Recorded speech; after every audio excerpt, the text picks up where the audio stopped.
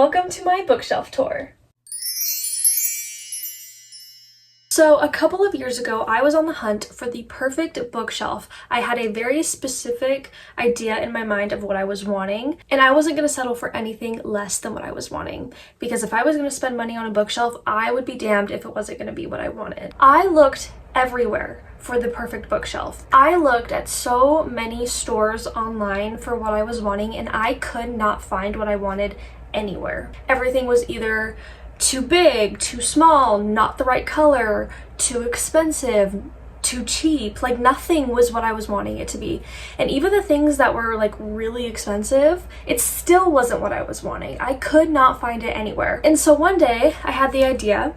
I was like, what if I had my husband build me a bookshelf? He had never built anything really before like that, but he's the type of person where he can literally do something once and do it perfectly. He's just really good at everything that he does, and so I wasn't worried about him not being able to do it. And I was like, you know what, I'm gonna have him do it for me because I can't find what I'm wanting anywhere, and I know that if I have him do it, I can get exactly what I want. So we went to Home Depot. He picked out the wood, I picked out the stain, and he got to work. And then just a couple of days later, I have this beautiful bookshelf that is exactly what I was wanting. Another one of the benefits of this being custom built was I could have the shelves as big as I wanted them, because one of my issues with other bookshelves was the shelves were too small, and so I had books like this one or this one that didn't fit on the shelves because they were too tall. So I made sure that my shelves were the correct height.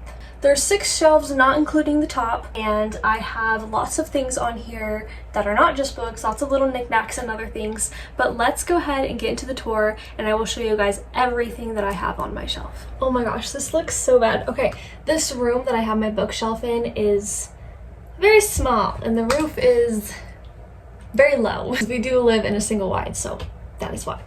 But the very top of my shelf houses all of my Monster High dolls. They're all of the Cree Productions.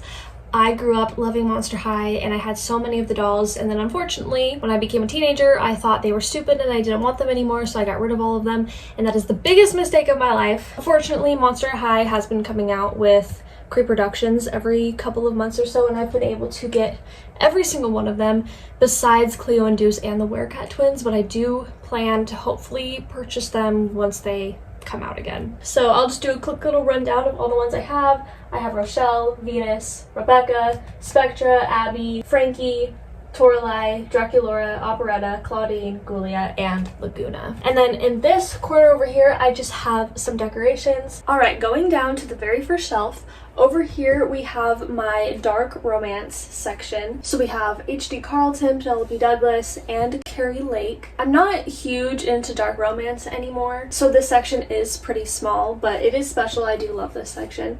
I have Drive by Kate Stewart. This is my most recent purchase. I don't know if this is dark romance or not, but it just looks like it is, but it just fits so perfectly right here, and it looks good right there. So honestly, whether it's dark romance or not, it's probably just gonna stay there, at least for now. Right here in the middle, I just have some decorations that just kind of fit the vibe of what's going on the shelf. So I have this candle from Bath & Body Works and this journal. Over here on this side, this is my horror. This is one of my favorite sections of my bookshelf. I have a lot of random things. Honestly, I love horror, but it's such a hit or miss for me, and so I honestly dislike a lot of the books on this section, for being honest. For example, They Drown Our Daughters. This book is awful.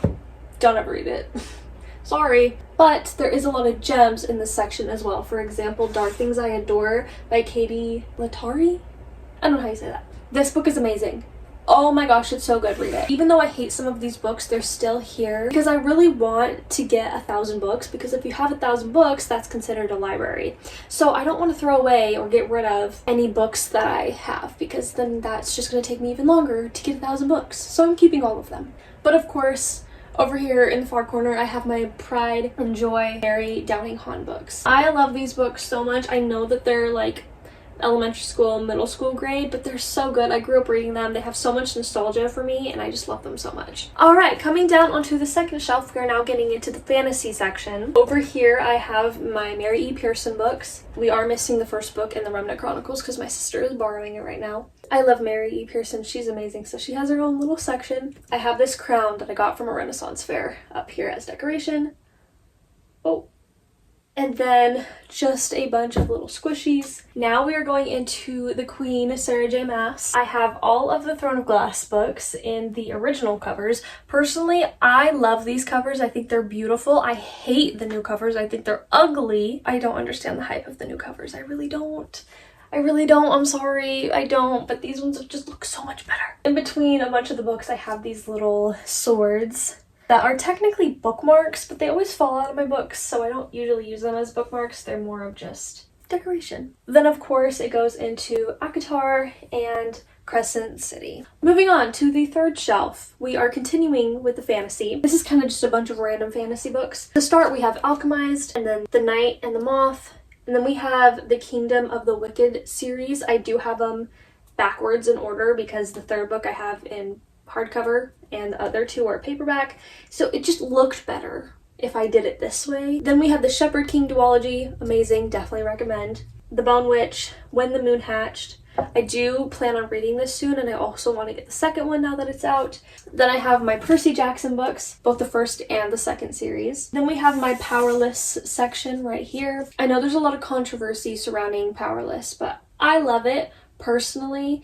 I also might be a little biased because I found Lauren Roberts before she had even published Powerless, when she was just like a book talk account and was talking about the book Powerless that she had wrote before she'd actually edited it and published it. And so I actually have the self-published edition that I got as soon as it came out. Finishing up this shelf, we just have a couple of random fantasy books. The Will of the Many, Bury Our Bones in the Midnight Soil. I don't know if this is a fantasy book or not. Again, I haven't read it yet, but it just fit there and it looked good there. So that's where it is until I read it and then figure out if it should go anywhere else. Then I have the Defy the Night trilogy, and then A Fate Inked in Blood. I read the second one of this as well, and I want to purchase it. It's so good.